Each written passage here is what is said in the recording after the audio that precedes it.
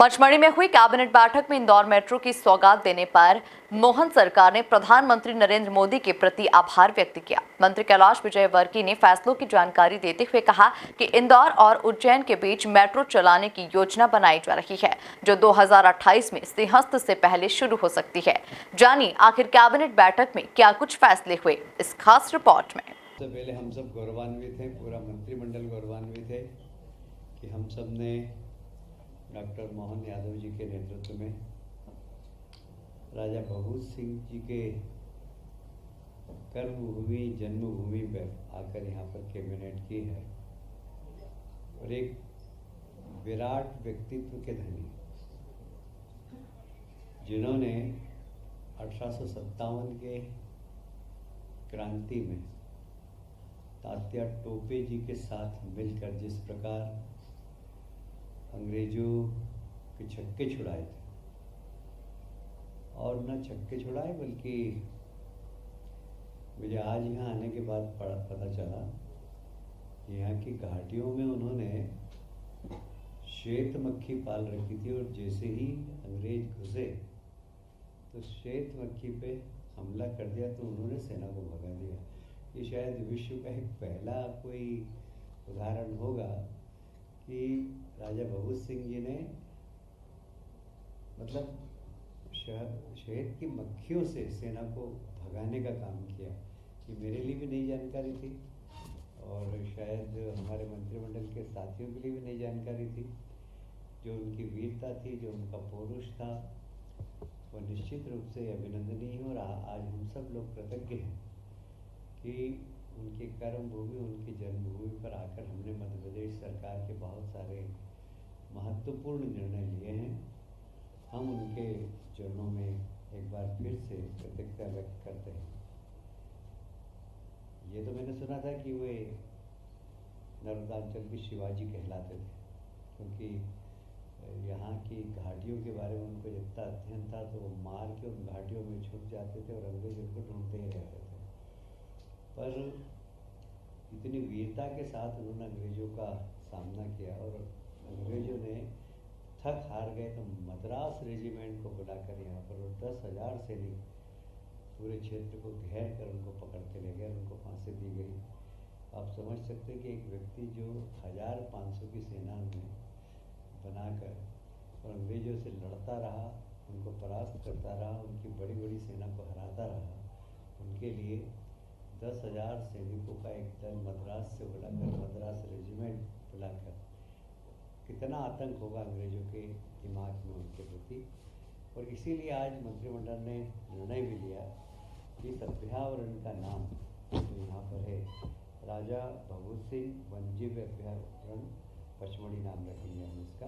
अभी तक पचमढ़ी वन्यजीव अभ्यारण्य था, अब इसकी जगह राजा भगत सिंह वन्यजीव अभ्यारण्य पचमढ़ी करने का निर्णय लिया उनके सम्मान में।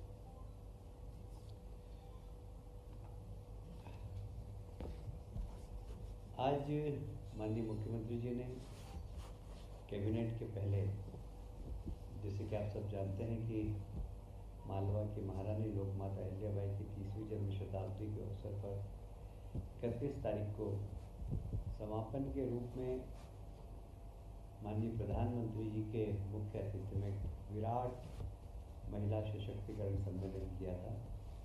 उसमें लगभग 2 लाख से ज़्यादा महिलाएं सम्मिलित हुई थी। उसके साथ ही उन्होंने तोहफे भी दिए। एक दमोह में एयरपोर्ट दिया प्रधानमंत्री जी ने और एक सतना में दिया, दतिया में, दतिया और सतना दोनों में उन्होंने दिया। तो हम सब प्रधानमंत्री जी को के प्रति भी अपनी कृतज्ञता व्यक्त करते हैं। और साथ ही इंदौर में मेट्रो की शुरुआत की। मैं इंदौर का बाशिंदा हूँ। हमने तांगे में यात्रा की, फिर टेम्पो पे आए, फिर नगर सेवा में आए, फिर बस में आए, BRTS में आए और इंदौर के लोग मेट्रो में यात्रा करेंगे। और ये हम सबका सौभाग्य है कि ये विकसित भारत का सपना जो प्रधानमंत्री जी ने देखा है, हमने भी विकसित इंदौर का सपना देखा था वो हमारी आंखों के सामने हम साकार होते हुए देख रहे हैं। और इसमें हमारे देश के प्रधानमंत्री, केंद्र की सरकार और हमारे प्रदेश के लोकप्रिय मुख्यमंत्री doctor Mohan Yadav ji double engine की सरकार के कारण ही संभव हो सका। इसके साथ ही हम मेट्रो को इंदौर से उज्जैन तक भी ले जा रहे हैं। हम कोशिश कर रहे हैं कि 2028 के सीमेंस के पहले हम मेट्रो इंदौर और उज्जैन के बीच चला दें। उसके लिए बहुत द्रुत गति से काम चल रहा है। माननीय प्रधानमंत्री जी ने अपने भाषण में मध्य प्रदेश सरकार के कार्यों की सराहना की। विशेषकर महिला सशक्तिकरण में जो मध्य प्रदेश की सरकार ने काम किए हैं उसकी उन्होंने सराहना भी की है। मुझे इस बात की प्रसन्नता है कि डबल इंजन की सरकार क्या होती है अब ये प्रदेश की जनता भी समझ रही है और देश की जनता भी समझ रही है। पिछले दिनों आपने देखा होगा कि माननीय मुख्यमंत्री जी ने जल गंगा संवर्धन अभियान 30 अप्रैल तक के लिए घोषणा की थी। अब 30 जून तक के लिए 30 अप्रैल से 30 जून तक इसमें पूरे देश के अंदर खंडवा जिले ने कीर्तिमान रचा है सबसे ज़्यादा वाटर बॉडीज़ के संरक्षण के लिए और नई वाटर बॉडीज़, नई जल संरचनाओं के निर्माण में खंडवा जिले ने एक रिकॉर्ड बनाया है। मध्य प्रदेश चौथे स्थान पर आया और मध्य प्रदेश में खंडवा जिला प्रथम स्थान पर आया है। अभी आप जानते हैं कि हमारे मुख्यमंत्री जी जब से शपथ ली उसके बाद से ही कैसे मध्य प्रदेश में इन्वेस्टमेंट आए, हर क्षेत्र में, हर फील्ड में, हर संभाग में उन्होंने बिजनेस समिट किए हैं। ये सब आपने देखा है। नर्मदापुरम को भी केंद्र बनाया था। नर्मदापुरम में भी यहाँ एक बड़ी समिट की थी, उसमें भी काफ़ी MOU हुए। एक नया इंडस्ट्रियल क्षेत्र बनने जा रहा है। उसी प्रकार 5 जून को उज्जैन में वेलनेस समिट हो रही है और इस वेलनेस समिट के माध्यम से आयुष मंत्रालय इसको आयोजित करेगा। आप सब जानते हैं कि हमारे यहाँ 5 नए आयुर्वेदिक महाविद्यालय अब हो गए हैं। पहले एक ही महाविद्यालय था इंदौर में और अब 5 नए आयुर्वेदिक महाविद्यालय हुए। आयुष विभाग को हमने सशक्त किया है और योगा, यूनानी मेडिसिन, होम्योपैथी, आयुर्वेद, इस सब की तरफ से चिकित्सा पद्धति को हमने सम्मान देते हुए जो लाइलाज बीमारी है वह किस प्रकार हमारी पुरानी पद्धति से दूर हो सके, इसके ऊपर रिसर्च एंड डेवलपमेंट का काम भी चल रहा।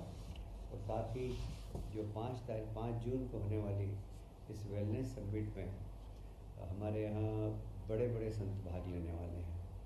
हमें विश्वास है कि आयुष विशेषज्ञ, नीति निर्माता और वेलनेस टूरिज़्म भी एक तरीके से आजकल बहुत चलने लगा है। लोग वहाँ आते हैं, रुकते हैं, तो वेलनेस टूरिज़्म ऑपरेटर यहाँ आने वाले हैं और राष्ट्रीय अंतर्राष्ट्रीय निवेशन भाग लेने वाले हैं। अभी आज तो हमारी कैबिनेट की मीटिंग हुई है, पर हम 14, 15, 16 को फिर से आ रहे हैं सांसद और विधायक के प्रशिक्षण वर्ग में। 14 तारीख को संभवतः देश के गृह मंत्री जी इस प्रशिक्षण वर्ग का उद्घाटन करेंगे। 2 दिन यह चलेगा, तीसरे दिन समापन होगा। हमारा कुल जो ऐसा नहीं कोई पहली बार हो रहा है, ये हमारे संगठन की रचना में प्रशिक्षण बड़ा महत्वपूर्ण हिस्सा है।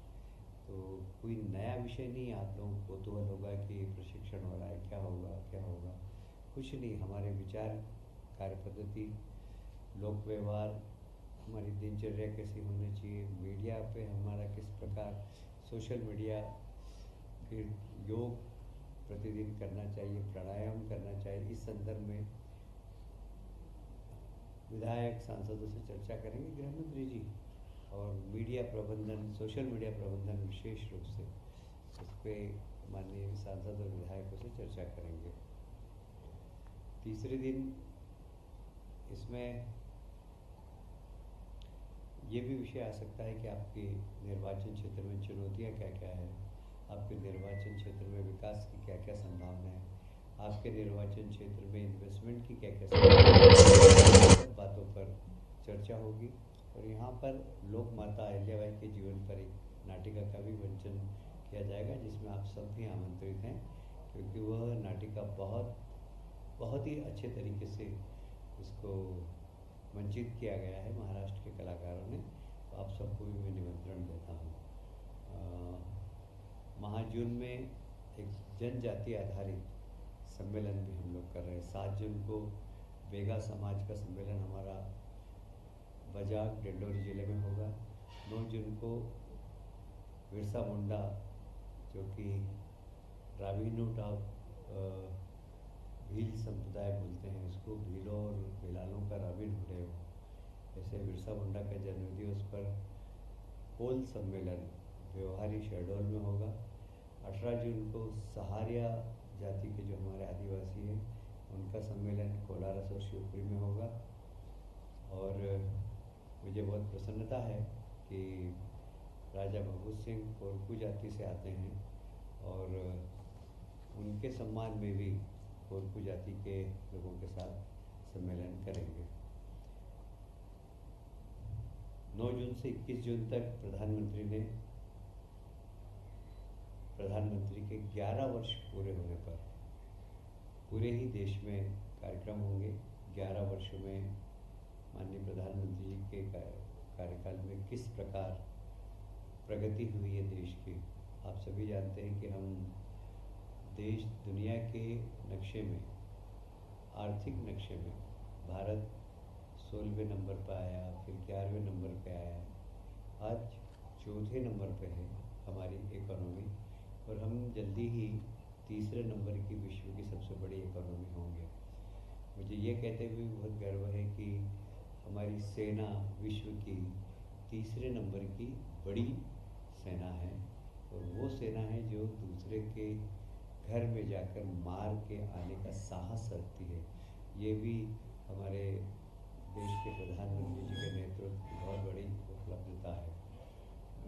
माननीय अटल जी का जन्म शताब्दी वर्ष चल रहा है। हम इस जन्म शताब्दी के अवसर को भी बहुत धूमधाम से मना रहे हैं। इस प्रधानमंत्री जी के 11वें वर्ष के साथ साथ हम अटल जी के प्रति भी अपनी कृतज्ञता व्यक्त करेंगे और उनके द्वारा किए गए कार्यों का ग्रामीण क्षेत्र में जाकर भी उल्लेख करेंगे। आज एक बहुत ही क्रांतिकारी निर्णय हुआ है। राजस्व में हमेशा राजस्व कमिश्नर अलग होते थे और लैंड रिकॉर्ड कमिश्नर अलग होते थे। आज हमने कैबिनेट में निर्णय लिया है कि राजस्व कमिश्नर और लैंड रिकॉर्ड कमिश्नर दोनों को संयुक्त करें। और आप जानते हैं कि अब आईटी का प्रवेश हो गया है प्रशासन में भी, और लोगों को सीधी सुविधा मिले, पारदर्शी सुविधा मिले, जल्दी सुविधा मिले, इसके लिए आईटी का प्रवेश राजस्व विभाग में शीघ्र हो।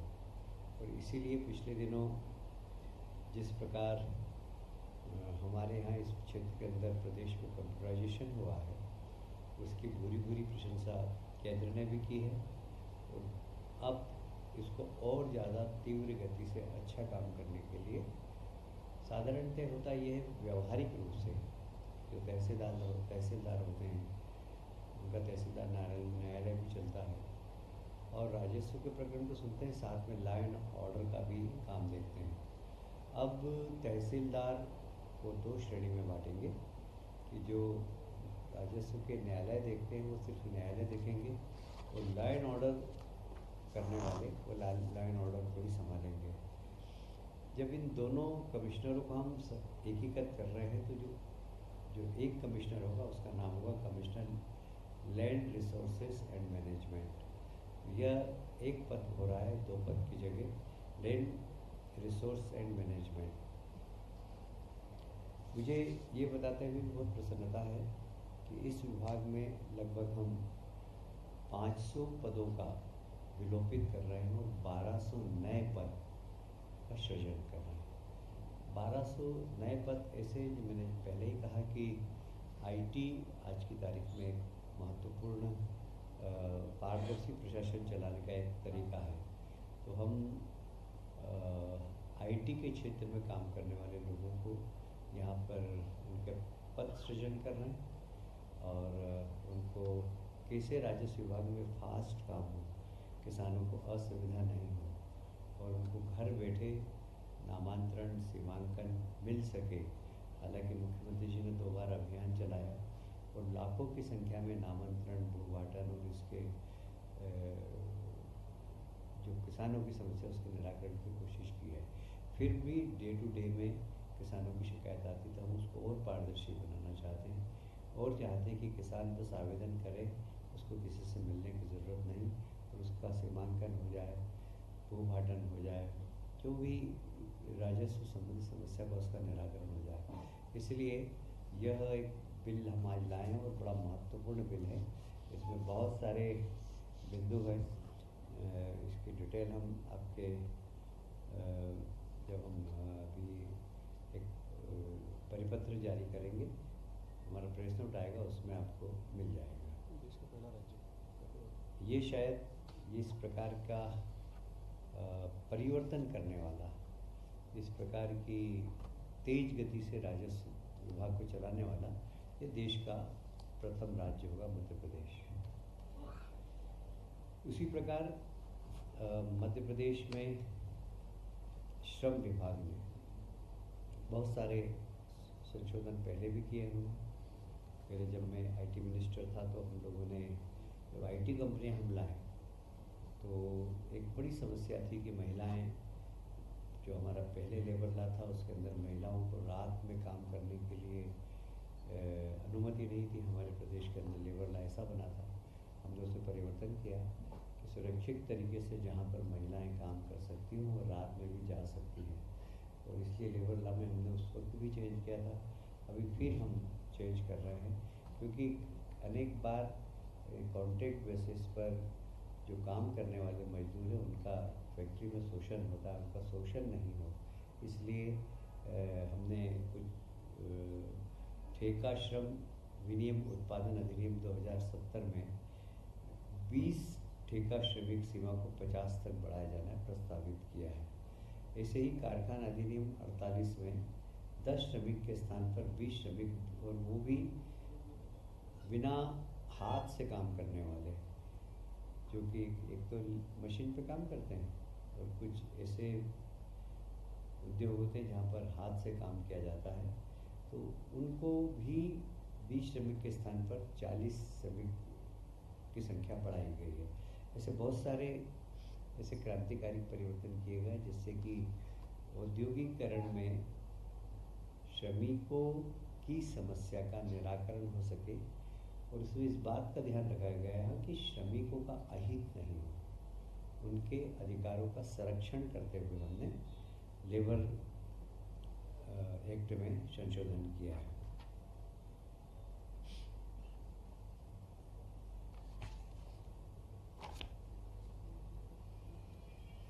मध्य प्रदेश में आप अभी आपकी जानकारी होगी ही कि माननीय मुख्यमंत्री जी सिर्फ खेती ही नहीं, खेती में भी उद्योग, हमारे प्रधानमंत्री जी का सपना है कि खेती फायदे का बिजनेस बने और किसानों की आय डबल हो। तो कैसे हम गांव में उद्योग बना सकें और वैल्यू एडिशन का काम कर सकें, उत्पादन का, इस दिशा में हमने पहले भी कदम उठाए, अभी और कदम उठा रहे हैं। आज इस दिशा में हमने agritech innovation hub for agriculture की स्थापना के संबंध में कैबिनेट में एक प्रस्ताव पारित किया है। इसमें राज्य शासन की ओर से एवं विज्ञान एवं प्रौद्योगिकी विभाग और राज्य इलेक्ट्रॉनिक्स निगम की सहभागीदारी से हमने एक इलेक्ट्रॉनिक सूचना एवं प्रौद्योगिकी मंत्रालय भारत शासन सरकार को प्रस्ताव की प्रशासकीय स्वीकृति के अनुक्रम में इंदौर IIT में एक agritech hub, innovation hub for agriculture ऐसा बनाने का निर्णय लिया है। इसमें IIT भी हमारी टेक्निकल पार्टनर है। कैसे किस प्रकार अच्छे बीज हो, अच्छी खेती हो, पर एकड़ उत्पादन बढ़े, इस दिशा में यहाँ पे रिसर्च मार्गदर्शन सबका काम होगा। और कुल मिलाकर खेती लाभ का धंधा बढ़े, इसकी खास विशेषताएं जो मैं बताना चाहूँगा। कृषि में उत्कृष्टता केंद्र की स्थापना, जिसमें निजी क्लाउड होस्टिंग वाला तकनीकी केंद्र हो। Tier 2 संस्थानों के सहयोग से 46 एग्रीमेंट कार्यक्रमों के समर्थन का क्रियान्वयन, 40 आविष्कारों का खुलासा व 25 पैटेंट दाखिल करना, औद्योगिक तत्परता बढ़ाने के लिए स्टार्टअप को प्रौद्योगिक हस्ताक्षर और लाइसेंसिंग सहायता प्रदान करना। इसमें सुनिश्चित किया जाएगा कि जो कृषि क्षेत्र के नौजवान हैं वो स्टार्टअप कैसे अपना चालू कर सकें, तो इस दिशा में ये मार्गदर्शन देने का भी काम करेंगे। प्रतिष्ठित पत्रिका और सम्मेलन में न्यूनतम 50 प्रकाशन प्रस्तुत करना, जिससे कि अन्य लोग भी इसका लाभ ले सकें। 8 स्टार्टअप के इंक्यूबेशन के सहायता तथा 10 प्रौद्योगिक हस्तांतरण और लाइसेंसिंग समझौते को सुगम बनाना, cloud infrastructure, high performance computing system तथा अन्य अत्याधुनिक तकनीकों तथा उन्नत बुनियादी ढांचे से लैस प्रौद्योगिकी केंद्र की स्थापना होगी। इससे कृषि क्षेत्र में काफ़ी किसानों को मदद मिलेगी। और जो स्थापित किसान हैं, मैं एक बात और बताना चाहता हूँ कि जो किसान परंपरागत तरीके से खेती करते हैं, उनकी खेती बदलने में बहुत परेशानी होती है। पर नई पीढ़ी के जो नौजवान हैं वो अगर तकनीकी चीज़ को समझकर, क्योंकि जैसे क्रॉप चेंज हम यदि किसानों के बीच में जाते थे तो हमें बड़ी समस्या का सामना करना पड़ता था। पर हम जब नए नौजवानों को बताते थे, शायद आप लोगों में से कई लोगों को मालूम होगा कि नागपुर में संतरे मिलते हैं, पर ज़्यादातर संतरे वे शाहजहाँपुर आगरा के। ये मैं जब मेरे पास उद्यानिकी विभाग था, तब मैंने एक आग्रह करके लोगों से कहा था कि अब 10 एकड़ जमीन है, 2 एकड़ में संतरे लगाओ। संतरे में उनको बहुत फ़ायदा मिला। 1 किसान, 2 किसान, 3 किसान, आज पूरे क्षेत्र में संतरा ही संतरा हो गया। उसी प्रकार रतलाम में हम लोगों ने अंगूर को प्रमोट किया था। और नए किसान थे, एक में नाम मांगीलाल पाटीदार है, बिल्कुल नया किसान है। उन्होंने कृषि के स्नातक की पढ़ाई भी की थी। मैंने उसको समझाया, उसने अंगूर लगाना चालू किए, पूरे गांव में अंगूर लग गए। रतलाम के अंगूर आज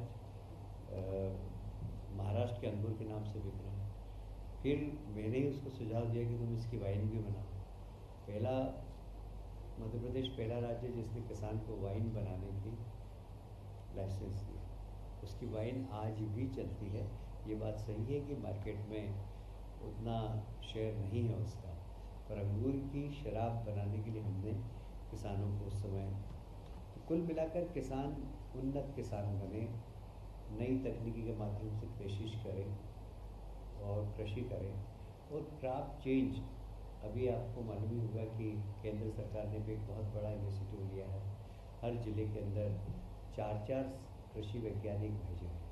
वे पूरे ज़िले की सॉइल टेस्ट करेंगे, क्लाइमेट चेंज का उस ज़िले में क्या प्रभाव पड़ रहा है और कौन सी खेती उनको करना चाहिए। इस दिशा में वे 15-15 दिन रहकर उस पूरे ज़िले के अध्ययन करने के बाद एक रिपोर्ट मध्य प्रदेश शासन और राज्य सरकार को प्रस्तुत करेंगे। किसान कल्याण तथा कृषि विभाग कंपोजिट लॉजिस्टिक एवं पावर खेड़ा के हस्तांतरण के संबंध में ये एक नर्मदापुरम को बहुत बड़ा तोहफा आज कैबिनेट ने दिया है। यहाँ पर एक केसर मल्टी मॉडल लॉजिस्टिक पार्क बनाने के लिए मंडी बोर्ड और इनके बीच में MOU हुआ था और वह MOU की जो शर्तें थी उसके अनुसार वो उतना निर्माण नहीं कर पाए। हमने एक DP world multi modal logistic private limited, जो कि विश्व की सबसे बड़ी लॉजिस्टिक क्षेत्र में काम करने वाली कंपनी है, उन्होंने हमें एक प्रस्ताव भेजा। उस प्रस्ताव के माध्यम से यह अधूरा पड़ा हुआ जो लॉजिस्टिक पार्क है, इसको बनाने की जवाबदारी हमने उनको दी है। और यह अतिशीघ्र 2 साल के अंदर ही एक बहुत बड़ा लॉजिस्टिक पार्क बनाएंगे। साथ ही यहाँ पर किसानों को बहुत इसका लाभ होगा। और ये एक तरीके में से मानिए आपकी ये इस कैबिनेट जो इस ज़िले में हुई है, उस कैबिनेट का तोहफा नर्मदापुरम को है कि कृषि क्षेत्र में एक इतना बड़ा लॉजिस्टिक हब जो बन रहा है, वह सिर्फ इस ज़िले को ही नहीं, आसपास के ज़िलों को भी लाभ पहुंचाएगा।